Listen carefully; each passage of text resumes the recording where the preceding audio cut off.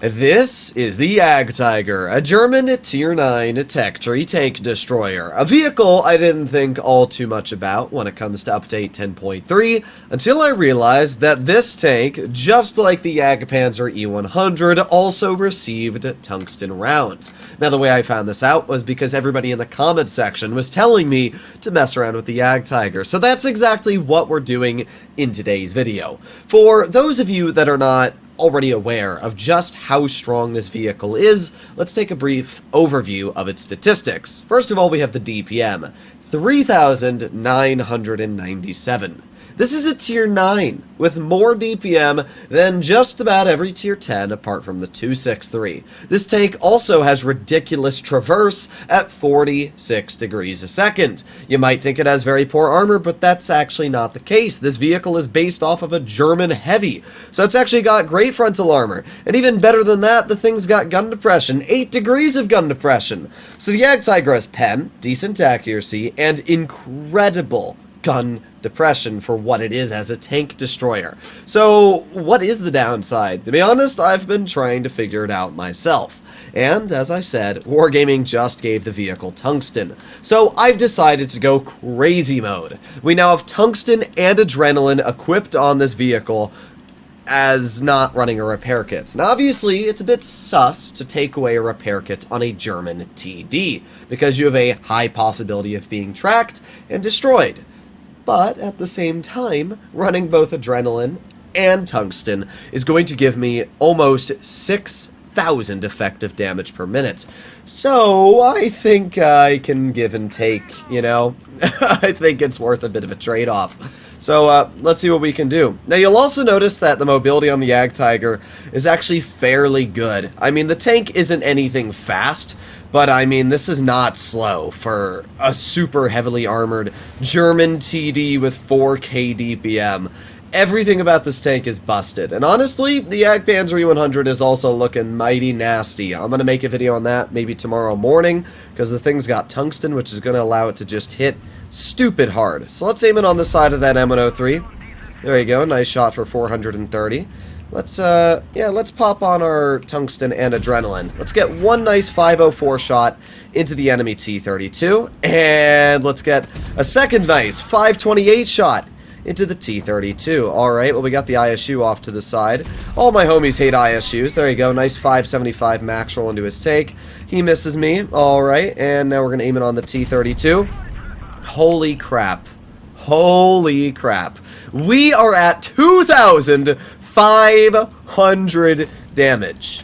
What the heck is this tank? I don't even know. I'm seriously speechless. Of course we run into another ISU, and being an ISU, yeah, it doesn't bounce me. All of my homies hate ISUs. Like, nobody wants to fight the thing. But hey, we've already taken a pretty substantial chunk of its health away, and even though the tank is probably going to out-reload me, which it does, because again, it's an ISU, we're still in a decent situation here. We got the M103 in the back.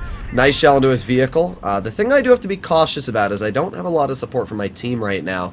That does actually mean I could possibly get rushed. So let's aim it on the M103 and bonk. There you go. Nice shot. We don't get penned because this thing, as I've said before, has a little bit stupid traverse. Now we're going to push onto the side of the bat chat. We do actually end up getting tracked, which is a serious problem. I'm hoping that my mill finishes him off. You know what? My team did. I was actually worried that we were possibly going to get tracked when rolling around the corner, but I was willing to take the risk, and this is obviously one of the downsides of not running repair kits. But thankfully, it looks like it didn't really hurt us too much in the end. We still lived, our teammates were able to finish off the bat chat, but holy crap, we did 2,500 damage in a matter of literally, what was it, 15 seconds? I mean, that is some of the craziest damage I've possibly ever done in World of Tanks Blitz. 4,800, a victory, and yeah, I mean, that's insane. That's actually insane. Let's take a look at how much we did. So in that burst, we were able to take 1,500 off of the T-32 and an additional 575 off the ISU.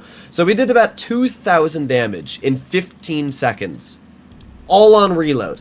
That would give us an effective of about 6,000 DPM if you multiplied that by 3 to about 20 seconds. That's just insane. Now, to be fair, you did notice the downside.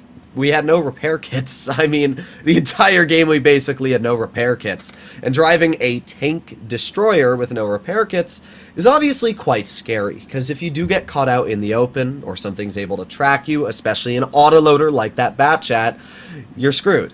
So you always have to be cautious when driving a tank with double consumable, but it does have some pretty big payoffs. Alright, battle number 2. Up against us are, once again, tier 8s. We got a Centurion 7-1, Progetto for mediums, and then they got quite a few heavies. IS-8, TNH VZ-51, and a VK-168. They've got a Ferdinand as well, which is basically a heavy, although it doesn't have really any armor. And then the final vehicle is a Borsig. Now, the Borsig, while not a frontline tank, if sitting in this back little perch here, which is on the opposite side as well, can actually be very annoying, because anytime you try to ever make a move on A side, apparently tanks can just sit invisible at the back of the map. I don't really understand how that makes any sense in reality, but what also isn't going to be fun is me getting shot in a moment here. Yeah, I am going to get shot. Oh boy, yep, there's the Borsig. We knew that one was coming. Alright, well, let's roll on up into the front line here. We were actually able to cut right through the upper plate of that VK-168, which is kind of insane. Alright, well, there you go. Nice 533 shot into the TNH VZ. He shoots, and... it went high. One thing you will notice about the Jagdtiger is its on-movement dispersion is a bit iffy. Also, there's the Borsig sitting in the back being annoying. Thankfully, we were able to spot that player, so... not as annoying as he could have been. Alright, well, let's see. We're going to chill right here, and we're going to aim in a shell on the VK. There you go, nice pen. That Borsig's just spamming HE, which is actually annoying, to be fair. We watched that Borsig hit me for 300 with one of those shots. I've talked about how HE is a little stupid of a round in the game before, and yeah, it definitely defeats a lot of the skill. But, oh man, we are just getting penned. Alright, well, we're over 2,000 damage, which is the good news. I mean, we've gotten some big slaps out. What is my gun doing? Holy. Alright, well, there you go. That's better. But as I said, we've gotten some big slaps out so far.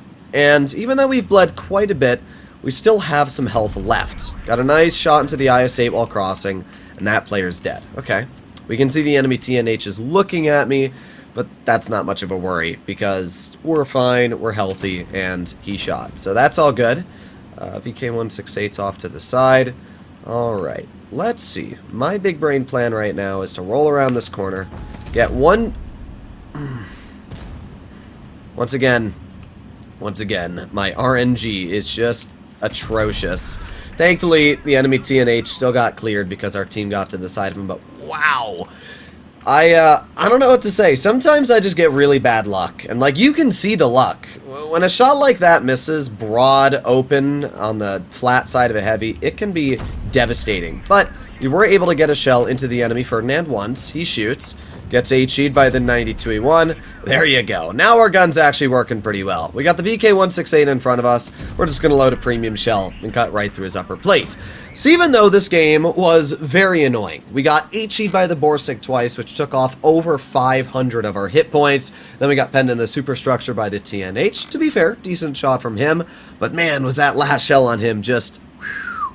But either way, again, 4,000 damage. I mean... the Jagtiger is just ridiculous. Now, to be fair, you will eat into credits while using this tank. We are running epic credit boosters, and we still only made 29,000. So you can imagine how, if we were not running credit boosters and using both of these consumables, we'd basically not be making any credits. But still, it's just fun. I mean... we had two incredible games. Tungsten paired with Adrenaline on a tank that has 4,000 base DPM is one of the craziest combinations you will ever get, and today's video clearly showcased that. If you'd like to see more like this, please let me know in the comments down below, and I would highly recommend to grind the Jagtiger, as it's just such a good line. Hopefully you enjoy the video. I'll see you all in the next one. Bye-bye.